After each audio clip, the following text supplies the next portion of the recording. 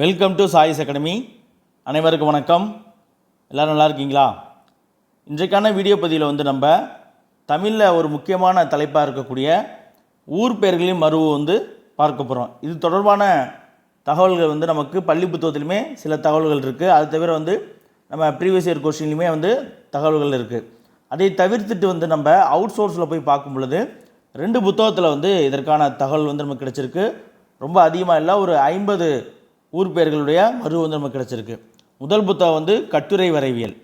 அதற்கு அடுத்த புத்தகம் பார்த்திங்கன்னா வியாச விளக்கம் அப்படின்ற 2 புத்தகத்தில் நமக்கு இந்த ஊர் பெயர்களுடைய மருவு தொடர்பான தகவல் நமக்கு கிடச்சிருக்கு. இந்த ரெண்டுலேயுமே பார்த்திங்கன்னா கட்டுரை வரைவியலில் தான் ஒரு 5லேருந்து ஒரு 10 ஊர் பெயர்களுடைய மருவு நமக்கு அதிகமாக இருக்குது. ரொம்ப பழைய புத்தகம், அதனால் அப்படியே பிக்சரை கட் பண்ணி உங்களுக்கு வச்சுருக்கோம். சரிங்களா? ஒரிஜினல் ஃபீல் வேணும், அப்போ தான் நீங்கள் புக்கு படிக்கிற மாதிரியே இருக்கும். அப்படிங்கிறதுனால அப்படியே நம்ம புக்கு பேஜை இமேஜை கட் பண்ணி வச்சுருக்கோம். பாருங்கள், பாடத்துக்குள்ளே போயிடலாமா? முதலாவது பாருங்கள், அமராபதி. அமராபதி அப்படின்னு இருந்த ஊர் பெயர் தான் அமராவதி அப்படின்னு சொல்லி மருவி இருக்குது.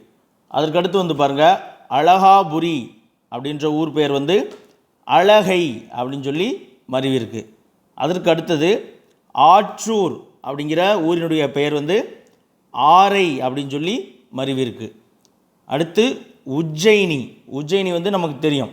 உஜ்ஜயினியில் ஒரு பல்கலைக்கழகம் இருந்துச்சு. சரிங்களா? முக்கியமான இந்தியாவுடைய 4 பல்கலைக்கழகங்களில் ஒன்று நாலந்தா பல்கலைக்கழகம், அடுத்து உஜ்ஜயினி பல்கலைக்கழகம், அடுத்து விக்ரமசீலா பல்கலைக்கழகம், அதற்கடுத்து தட்சசீலா பல்கலைக்கழகம். நம்ம ஹிஸ்ட்ரி படிக்கும்போது இந்த குப்தர்கள் டாப்பிக்கில் வரும். இந்த 4 பல்கலைக்கழகங்கள் முக்கியமானதாக இருந்துச்சு. இதில் இந்த உஜ்ஜயினி இருக்குது பார்த்தீங்களா? அந்த உஜ்ஜயினியை 2வது சந்திரகுப்தர் இருக்கார் இல்லையா, அவர் 2ஆம் தலைநகராக வச்சு ஆட்சி செய்திருப்பார். குப்தர்களுடைய 2வது தலைநகரம் அப்படின்னு பார்த்தோம்னா பாடலிபுத்திரத்துக்கு அடுத்து இந்த உஜ்ஜயினி தான். இந்த உஜ்ஜயினி அப்படிங்கிற பேர் உஞ்சை அப்படின்னு சொல்லி மருவு சொல்லாக வந்திருக்கு. சரிங்களா? அடுத்து சோழர்களுடைய தலைநகரமாக இருந்த உறையூர் அப்படின்ற ஊரினுடைய மருவு பார்த்திங்கன்னா உரந்தை.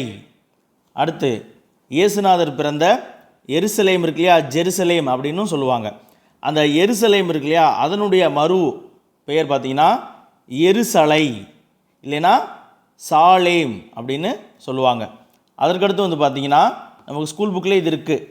கரிவளம் வந்த நல்லூர் அப்படின்னா, கரினா யானை, யானை வளம் வந்த நல்லூர் அப்படின்ற நம்ம இந்த திருநெல்வேலி கவிகள்ன்ற அந்த பாடத்தில் இருக்குன்னு நினைக்கிறேன்.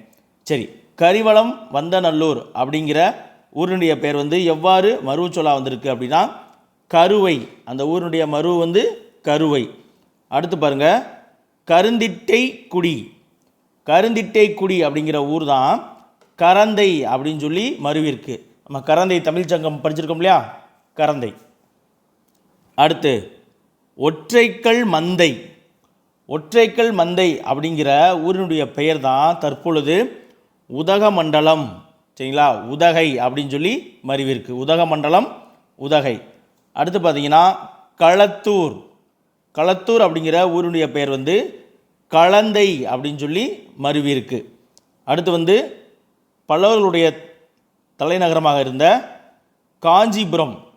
காஞ்சிபுரத்தினுடைய மருவு காஞ்சி ஒன்று. அடுத்து பார்த்திங்கன்னா கஞ்சி, அதற்கடுத்து கச்சி. இதை நோட் பண்ணிக்கோங்க. இந்த 3 பேர்களில் எந்த பேர் வந்தாலும் அது காஞ்சிபுரத்தினுடைய மருவு சொல் தான்.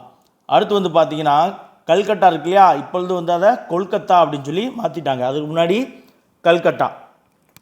நம்ம ஐஎன்எம்மில் படிப்போம், ஆங்கிலேயருடைய நிர்வாகத்தில் என்னது கல்கட்டா அவருடைய ஒரு முக்கியமான தலைநகரமாக இருந்துச்சு. சரிங்களா? கவர்னர் ஜெனரல் அங்கே தான் இருந்திருப்பாங்க. கல்கட்டா அப்படிங்கிற பெயர் அதனுடைய உண்மையான பெயர் காளிக்கோட்டம். காளிக்கோட்டம். சரிங்களா? இன்றைக்கும் கூட கல்கத்தாவில் துர்கா பூஜை அப்படின்னு சொல்லுவாங்க. அதாவது காளி வழிபாடு ரொம்ப பிரசித்தி பெற்ற ஒன்று. சரிங்களா? அந்த காளிக்கோட்டம் அப்படிங்கிறது தான் பிரிட்டிஷ்காரனுடைய வாயில், ஐரோப்பியன்ஸுடைய வாயில் யூரோப்பியனுடைய வாயில் தான் என்னது, எப்படி நமக்கு சோழமண்டல கடற்கரை கோரமண்டல்னு திரிபடைஞ்சோ, காளிக்கோட்டம் அப்படிங்கிற ஊர் கல்கட்டா அப்படின்னு சொல்லி திரிபடைஞ்சிருச்சு. இந்த காளிக்கோட்டம் கட்டடம் அப்படின்னு சொல்லி மாறுது. அதற்கடுத்து எப்படி மருவி இருக்குன்னா கல்கத்தா அப்படின்னு சொல்லி மருவி இருக்கு. சரிங்களா? காளிக்கோட்டம் காளிக்கட்டடம், கல்கத்தா. அதற்கடுத்து பார்த்திங்கன்னா குடமூக்கு, அதாவது குடமூக்கு அப்படின்ற ஊர் என்ன ஊர்னா கும்பகோணம். கும்பகோணத்தான் வந்து குடமூக்கு. அது எவ்வாறு மருவி இருக்குது அப்படின்னு பார்த்தீங்கன்னா குடந்தை அப்படின்னு சொல்லி மருவி இருக்குது. பொன்னியின் செல்வர்லாம் பார்த்தீங்கன்னா அந்த ராஜராஜ சோழனுடைய அக்கா வந்து குடந்தை ஜோதிடர் அப்படின்னு சொல்லி ஒரு ஜோதிடர்லாம் பார்க்க போவாங்க. சரிங்களா, குடந்தை அப்படிங்கிறது கும்பகோணம் அப்படின்னு சொல்லி அதில் கொடுத்துருப்பாங்க. அப்போ கும்பகோணத்தினுடைய மறு வந்து என்னது குடந்தை, கும்பகோணத்துக்கு இன்னொரு பேர் வந்து குடமூக்கு. அடுத்து பாருங்கள், குத்தாலம் அப்படிங்கிற ஊர் பேர் தான் இன்றைக்கி குற்றாலம் அப்படின்னு சொல்லி மருவி இருக்குது. சரிங்களா, குத்தாலம் அப்படிங்கிறது தான் ஒரிஜினல் பேர், குற்றாலம் அப்படின்னு சொல்லி மருவி இருக்குது. அடுத்து குன்றத்தூர். சரிங்களா, குன்றத்தூர் அப்படிங்கிற ஊரினுடைய பெயர் வந்து குன்றை அப்படின்னு சொல்லி மருவி இருக்குது. அடுத்து கைலாயம், சிவபெருமான் இருக்கார் இல்லையா, கைலாயம். கைலாயம் அதனுடைய மருவு பார்த்திங்கன்னா கைலை. அடுத்து கோயம்புத்தூர், கோவன்புத்தூர் அப்படின்னு இருந்து அது கோயம்புத்தூர் அப்படின்னு சொல்லி நம்ம மாறினதாக படிச்சிருப்போம். அப்போ கோயம்புத்தூருடைய மருவு வந்து கோவை, நம்ம எல்லாருக்கும் பரிச்சயமானது. அடுத்து பாருங்கள் கோழிக்கோடு. கோழிக்கோடு வாஸ்கோட காமா முதல்ல வந்து இறங்கினார் இல்லையா, கோழிக்கோடு. கோழிக்கோடு அப்படின்னு இருந்த ஊர் பேர் தான் தற்பொழுது கள்ளிக்கோட்டை அப்படின்னு சொல்லி மருவி இருக்குது. சரிங்களா, அப்போ சில இடங்களில் வந்து பார்த்திங்கன்னா புத்தகத்திலே கொடுத்துருப்பாங்க வாஸ்கோட காமா வந்து கள்ளிக்கோட்டையில் இறங்கினார் அப்படின்னு சொல்லி கொடுத்துருப்பாங்க. சில இடங்களில் கோழிக்கோடு அப்படின்னு சொல்லியும் கொடுத்துருப்பாங்க. அப்போ கோழிக்கோடு அப்படிங்கிற ஊரினுடைய மரு வந்து கள்ளிக்கோட்டை. அதற்கடுத்து வந்து சனகாபுரம். சனகாபுரம் அப்படிங்கிற ஊரினுடைய மரு வந்து சனகை. அதற்கடுத்து செங்கழுநீர்பட்டு. செங்கழுநீர்பட்டு அப்படின்னு ஊராக இருந்தது செங்கற்பட்டு அப்படின்னு சொல்லி மருவி இருக்கு. அடுத்து சென்னப்பப்பட்டினம். சென்னப்பப்பட்டினமாக இருந்தது சென்னப்பட்டினமாக மருவி அது மீண்டும் வந்து என்னது சென்னை அப்படின்னு சொல்லி மருவி இருக்குது. சரிங்களா, சென்னப்ப நாயக்கர் அப்படின்னு சொல்லி ஒருத்தர் இருந்திருப்பார். சென்னப்ப நாயக்கருடைய மகன்கிட்ட தான் வந்து ஃப்ரான்சிஸ் டே அப்படிங்கிறவர் வந்து சென்னையை வந்து குத்தகைக்கு எடுத்து அங்கே ஒரு ஊரை அமைச்சிருப்பார். அதனால் அவருடைய அப்பா பேரான சென்னப்ப நாயக்கர் பேரில் வந்து சென்னப்பப்பட்டினம், அது கடற்கரை நகரம் இல்லையா, அதனால் பட்டினம் அப்படிங்கிறது பேர் ஒரு கடற்கரை பக்கத்தில்.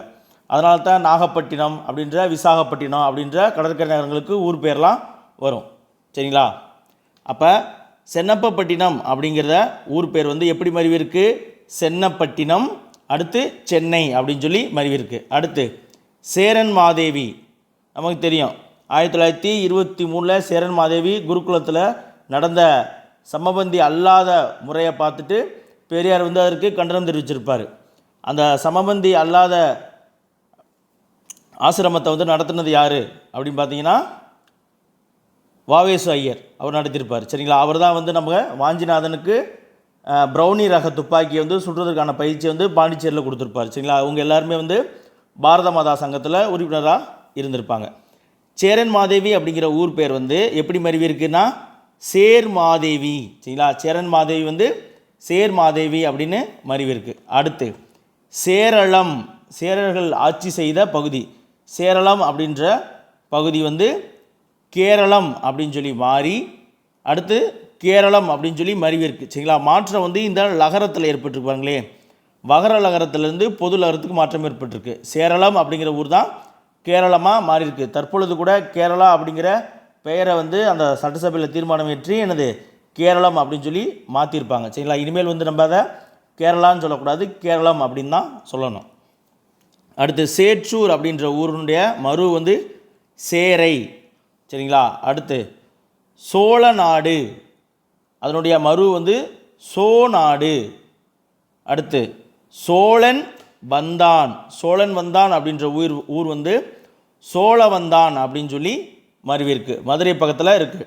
இந்த சோழவந்தான் வழியாக ரயில் பயணம் காந்தியடிகள் மேற்கொள்ளும் பொழுது தான் சோழவந்தான் பகுதியில் வந்து இன்னுமே வைகை நதிக்கரை பாசனத்தில் வந்து நெல் பயிர் வந்து அதிகமாக விளையும்.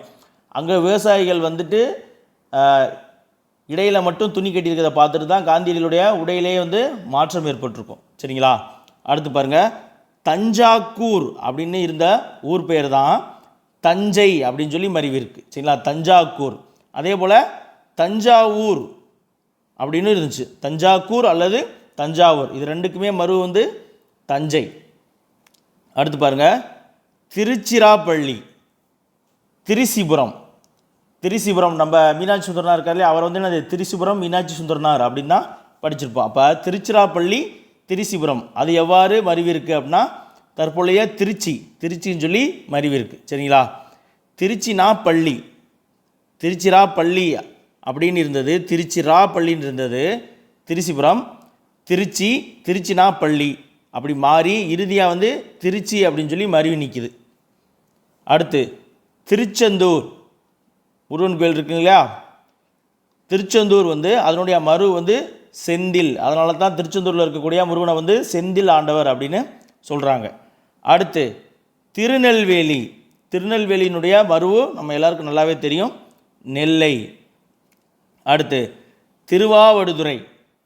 மீனாட்சி சுந்தரனார் வந்து திருவாவடுதுறை ஆதீனத்துக்கிட்ட அங்கே படிச்சிருப்பார் இல்லையா, திருவாவடுதுறை. அந்த திருவாவடுதுறை அதனுடைய மருவு சொல் பார்த்தீங்கன்னா துறைசை. அடுத்து திருவதங்கோடு அப்படின்னு இருந்த ஊர் திருவிதாங்கூர் அப்படின்னு சொல்லி மாறி இப்போ திருவாங்கூர் அப்படின்னு சொல்லி மருவிருக்கு. சரிங்களா? திருவதங்கோடு அப்படின்னு இருந்த ஊர் திருவிதாங்கூர் அப்படின்னு சொல்லி மாறி திருவாங்கூர் அப்படின்னு சொல்லி இப்போ மருவிருக்கு. நம்ம திருவிதாங்கூர் பற்றி நிறையா படிச்சிருப்போம். வைக்கம் சத்தியாகிரகம் நடந்தது திருவிதாங்கூரில் நடந்துச்சு. புலித்தேவன் காலத்துலேயே அங்கேருந்து மன்னர்கள் உதவி செஞ்சுருப்பாங்க. அதெல்லாம் நம்ம திருவிதாங்கூர் படிச்சிருப்போம். அடுத்து துவாரகை அதனுடைய மருவு சொல் வந்து பார்த்திங்கன்னா துவரை. தொண்டைமான் நாடு அதனுடைய மருவு சொல் வந்து தொண்டை நாடு அப்படின்னாலே பொதுவாக வந்து பல்லவ மண்டலத்தை தான் வந்து தொண்டை மண்டலம் அப்படின்னு சொல்லுவாங்க. சரிங்களா? அதை பல்லவ அரசர்களே முதல் அரசராக இருந்த தொண்டைமான் இளஞ்செழியன், சரிங்களா, தொண்டை செடியால் சுற்றப்பட்டு கடல்லேருந்து ஒரு பேழையில் வருவார். சரிங்களா? அலைக்கடல் வந்து அவரை திரைக்கடலோடையும் திரவியம் தேடி சொல்கிறோம்னா, அப்போ திரைக்கடல்னா என்னது அலைக்கூடிய கடல். அந்த அலையில் அடிச்சுட்டு வந்தனால அவருக்கு வந்து தொண்டை செடியால் சுற்றப்பட்டதுனால தொண்டைமான் இளந்திரையன் அப்படின்னு பேர் வச்சுருப்பாங்க. இவர் அதை பாடல் தலைவராக கொண்டு நமக்கு 10 பாட்டில் கூட ஒரு பாடல் இருக்குது. சரிங்களா? அடுத்து பார்க்கலாமா? நாகப்பட்டினத்தினுடைய மருவு வந்து நாகை. அடுத்து பட்டினம் அப்படிங்கிற ஊரினுடைய மருவு வந்து பட்டணம் அப்படின்னு சொல்லி மருவி இருக்குது. சரிங்களா? பட்டினம் அப்படிங்கிற ஊரினுடைய மருவு வந்து என்னது பட்டணம். அடுத்து பல்லவபுரம் அப்படிங்கிற ஊர் தான் இன்றைக்கு பல்லாவரமாக மாறி இருக்கு. அடுத்து பாருங்கள், பாண்டிய நாடு அதனுடைய மருவு சொல் வந்து பாண்டி நாடு. அடுத்து பாலாறு அப்படிங்கிற ஊரினுடைய பெயர் இடத்தினுடைய பெயர் வந்து பாலி அப்படின்னு சொல்லி மாற்றம் அடைஞ்சிருக்கு.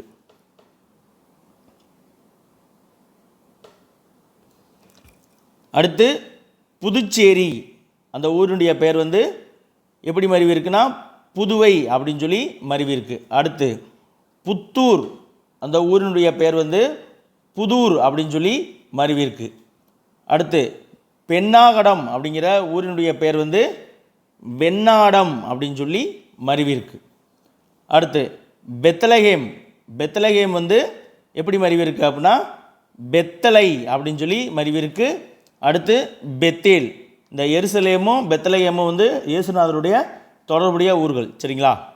அடுத்து பெரும்புளியூர் அப்படிங்கிற ஊர் பேர் வந்து எவ்வாறு மருவி இருக்குது அப்படின்னா பெரம்பலூர்.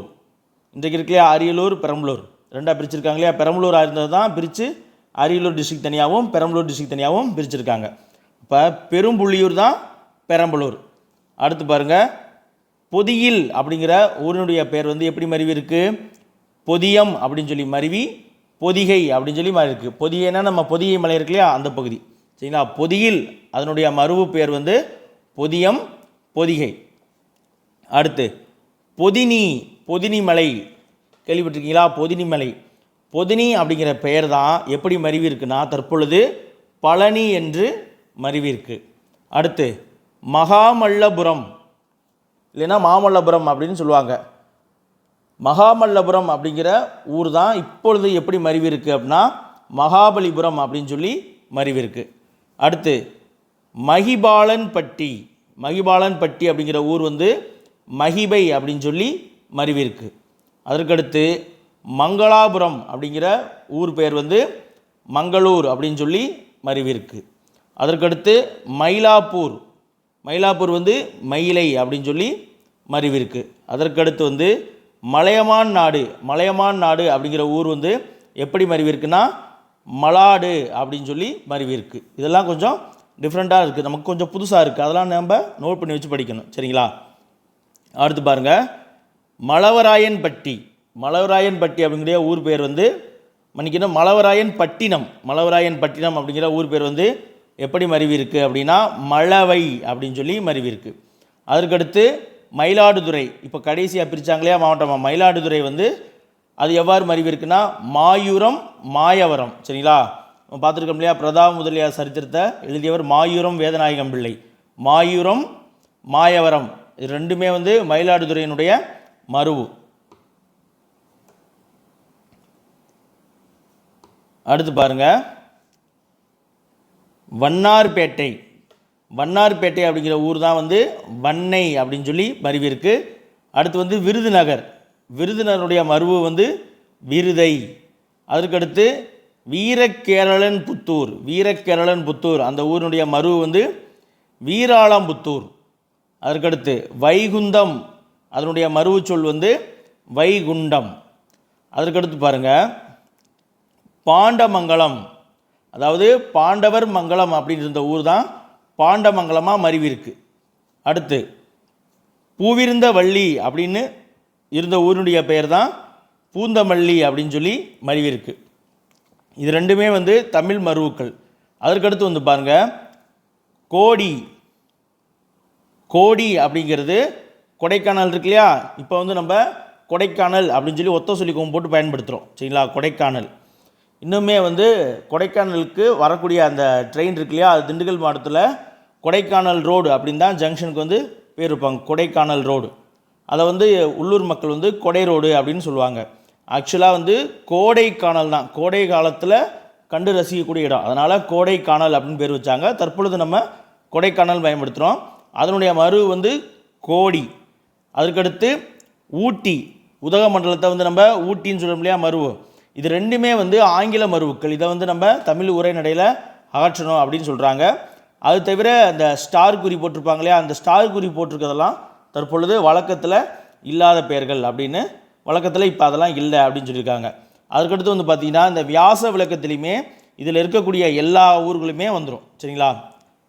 அப்படியே பார்த்திங்கன்னா அமராவதி, அழகாபுரி, ஆற்றூர், சனாபுரம், கோயம்புத்தூர் எல்லாமே இருக்கும். திருவிதாங்கூர், திருவாங்கூர் அப்படின்னு சொல்லி மாறி இருக்குன்னு இதில் கொடுத்துருக்காங்க பாருங்கள். சின்ன சின்ன மாற்றங்கள் இருக்குது, அதை நம்ம தெரிஞ்சுக்கணும். திருவிதாங்கூர் வந்து திருவாங்கூர் அப்படின்னு சொல்லி மாறி இருக்குது. துவாரகை வந்து துவரையாக மாறி இருக்குது. எல்லாமே அப்படியே இருக்கிறது தான். ஒரு முறை அதை நீங்கள் பார்த்துட்டு இதையும் ஒன்ஸ் படிச்சுட்டிங்கன்னா உங்களுக்கு ரொம்ப யூஸ்ஃபுல்லாக இருக்கும். சரிங்களா? ஓகே, மீண்டும் ஒரு அடுத்த வீடியோவில் சந்திப்போம். நன்றி. கண்டிப்பாக இந்த பகுதியிலேருந்து கேள்வி வந்து வெளியே போகாது. கண்டிப்பாக வந்து மருவு, இடப்பெயர்களின் மருவு, ஊர் பெயர்களின் மருவு அப்படின்ற கேள்வி வந்துச்சுன்னா இதுக்குள்ளே தான் இருக்கும். இதோட வந்து நம்ம எக்ஸ்ட்ரா படிக்க வேண்டியது அப்படின்னு பார்த்தீங்கன்னா ஸ்கூல் புக்கில் அங்கங்கே கொடுக்கப்பட்டிருக்க சில இடப்பெயர்களின் மருவு படிச்சுக்கணும். தென் ப்ரீவியஸ் இயர் கொஸ்டினில் இருக்கக்கூடிய இடப்பெயர்களின் மருவு படிச்சுக்கணும். இப்போ புதுக்கோட்டைனா புதுகை அப்படின்னு சொல்லுவாங்க, அதெல்லாம் பின்னால் வந்தது. சரிங்களா? புதுக்கோட்டை புதுகை அப்படின்னு சொல்கிறது. அதே போல் இப்போ இங்கே அவங்கவுங்க ஊருக்கு அவங்கவுங்க ஷார்ட்கட் வச்சுக்குவாங்க. சரிங்களா? இப்போ செல்லம்பட்டி அப்படின்ற ஊர் நான் கேள்விப்பட்டிருக்கேன், அதுக்கு செல்லைன்னு அவங்க சொல்லுவாங்க. அதே போல் வத்தலகுண்டு அப்படிங்கிற ஊரை வதிலை, அதெல்லாம் பரவலாகலை, இருந்தாலும் அந்த ஊர் பகுதியில் அந்த போல் ஒரு ஷார்ட் ஃபார்மாக கூப்பிட்டுட்ருக்காங்க. சரிங்களா? நமக்கு வந்து இது வந்து ஒரு ஸ்டாண்டர்ட் சோர்ஸ். ஓகேங்களா? சரி, மீண்டும் ஒரு அடுத்த வீடியோவில் சந்திப்போம். நன்றி.